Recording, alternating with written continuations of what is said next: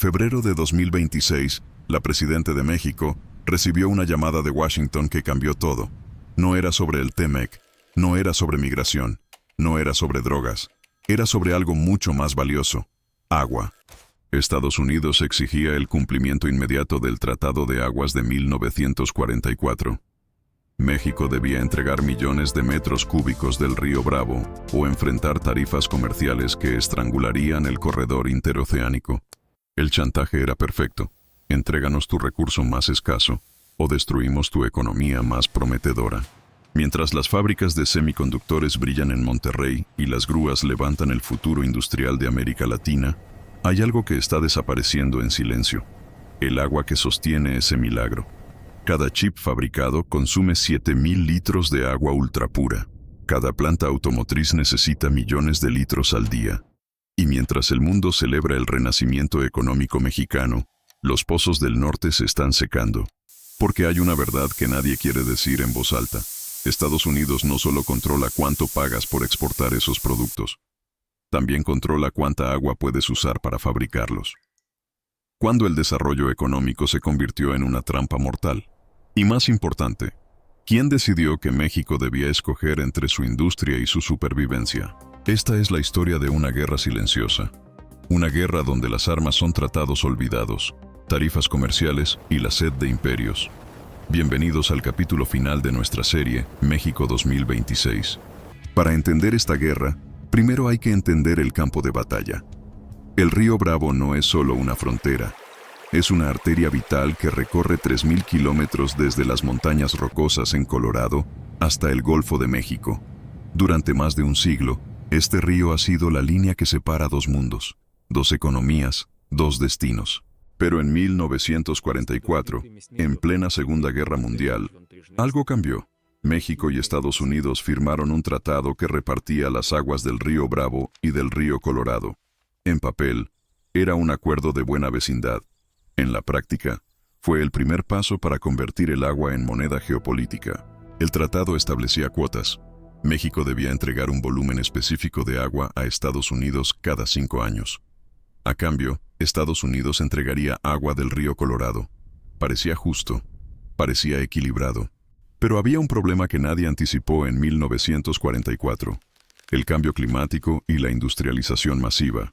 Hoy, en 2026, el norte de México enfrenta la peor sequía en 80 años.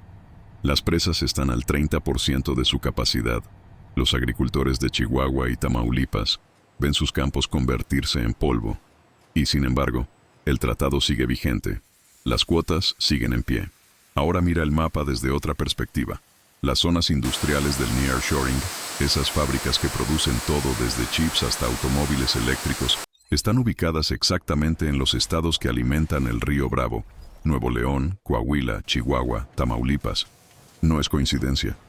Es geografía del poder. Cada semiconductor que sale de Monterrey necesita agua ultrapura del mismo acuífero que alimenta el río Bravo. Cada planta de baterías para vehículos eléctricos en Saltillo extrae agua del mismo sistema hídrico que debe cumplir con el Tratado de 1944. Y aquí está el nudo de la trampa. Mientras México atrae inversiones billonarias con la promesa de ser la nueva fábrica de alta tecnología del mundo, está vaciando los mismos recursos que debe entregar a Estados Unidos por ley internacional. Washington lo sabe, y en 2026 decidió que era momento de cobrar. Pero la presión no viene solo del tratado, viene de Texas y California, dos de los estados más poderosos de la Unión Americana, que enfrentan su propia crisis hídrica. El Valle de Texas, uno de los centros agrícolas más productivos del mundo, depende del agua del río Bravo. California, la quinta economía global, necesita cada gota del río Colorado. Y cuando hay escasez, el poder decide quién bebe primero. México tiene tecnología, tiene ubicación estratégica, tiene mano de obra calificada. Pero Estados Unidos tiene algo que México necesita más que cualquier inversión: la llave del grifo. Esta no es solo una cuestión de litros. Es una cuestión de soberanía medida en cada metro cúbico que cruza la frontera. Ahora entremos en la sala donde se juega el verdadero poder. En enero de 2026, la administración estadounidense anunció una revisión de las tarifas comerciales bajo el TMEC. Oficialmente, Era una medida para garantizar competencia justa en sectores clave como semiconductores y manufactura automotriz. Pero en las reuniones privadas, el mensaje era diferente. Washington puso sobre la mesa un documento que vinculaba directamente el cumplimiento del Tratado de Aguas de 1944 con las tarifas de importación. La lógica era brutal. Si México no cumplía con las cuotas hídricas comprometidas, los productos del corredor interoceánico enfrentarían aranceles del 20% o más. Era chantaje disfrazado de diplomacia. Piénsalo. México había invertido miles de millones de dólares en infraestructura para atraer empresas tecnológicas. Empresas que producen para el mercado estadounidense. Si esas exportaciones se encarecen con tarifas, el nearshoring colapsa. Las fábricas cierran, las inversiones huyen.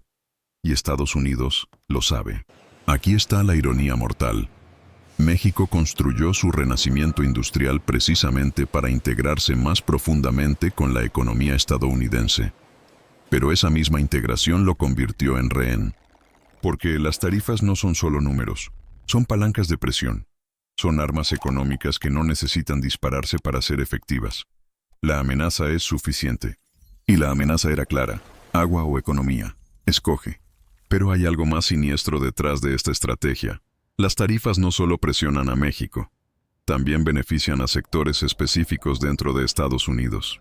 Los estados del sur, especialmente Texas, tienen una agenda propia. Quieren garantizar el flujo constante de agua del río Bravo para mantener su agricultura y sus ciudades en expansión. Al mismo tiempo, los lobbies industriales en Washington ven en las tarifas una forma de proteger a empresas estadounidenses que compiten con las nuevas fábricas mexicanas. Es una alianza perversa. Agricultores texanos sedientos y fabricantes estadounidenses amenazados por la competencia mexicana, unidos bajo la misma estrategia de presión. Y México está en medio, tratando de mantener el equilibrio entre su desarrollo industrial y su supervivencia hídrica. Pero aquí está la pregunta que deberías hacerte. ¿Es esto realmente comercio libre?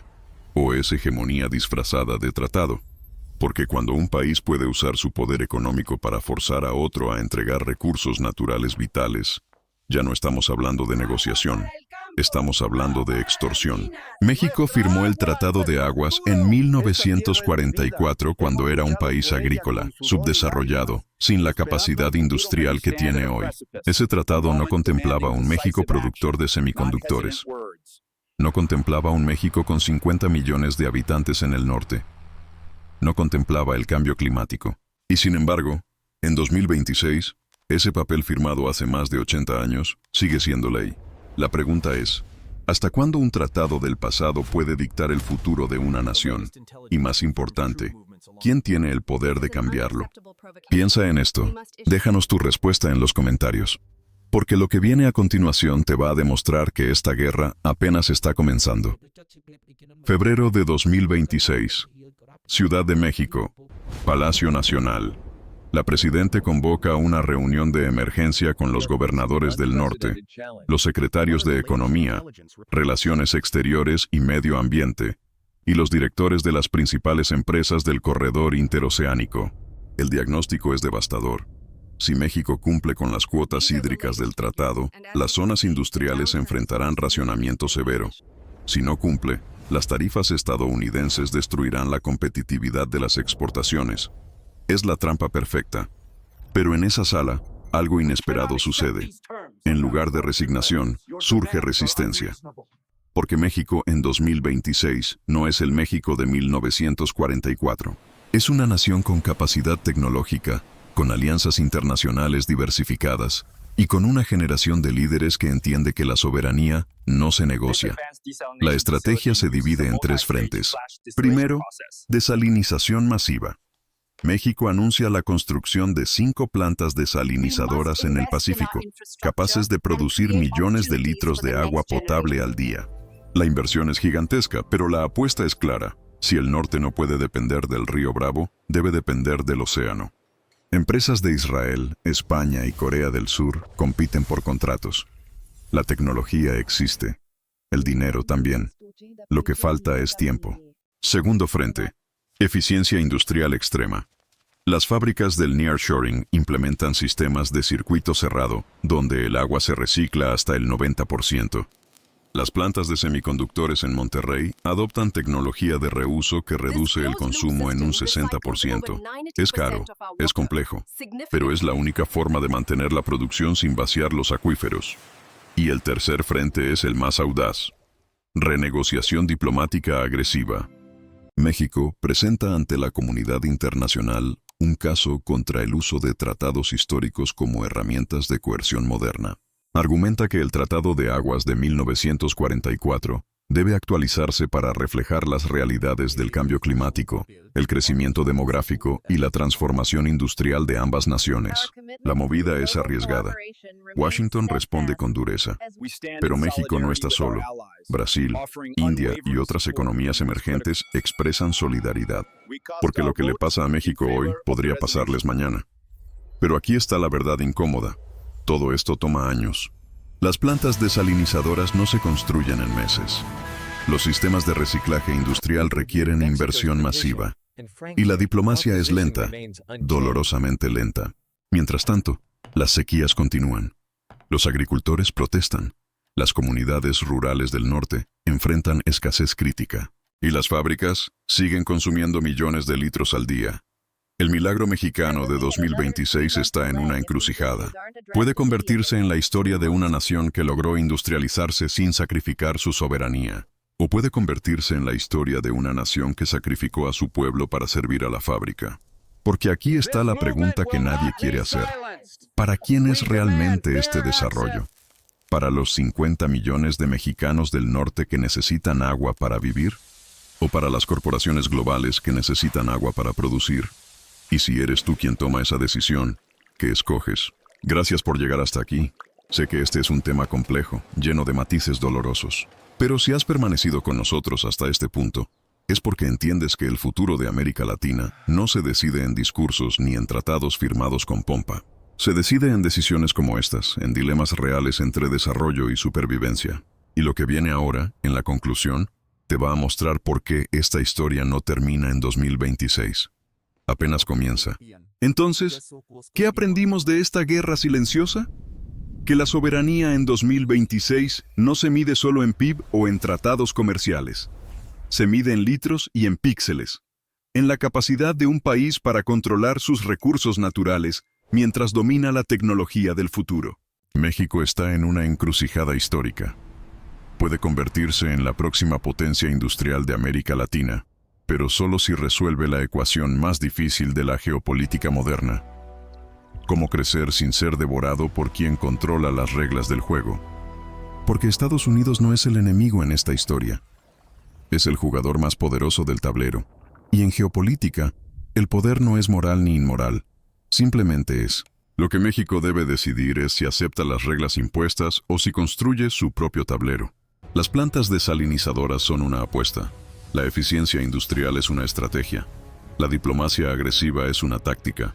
Pero la verdadera batalla es por algo más profundo, la capacidad de decidir tu propio destino. Y esa batalla no se gana solo con infraestructura, se gana con visión de largo plazo, con unidad nacional y con la voluntad política de decir, nosotros también tenemos límites.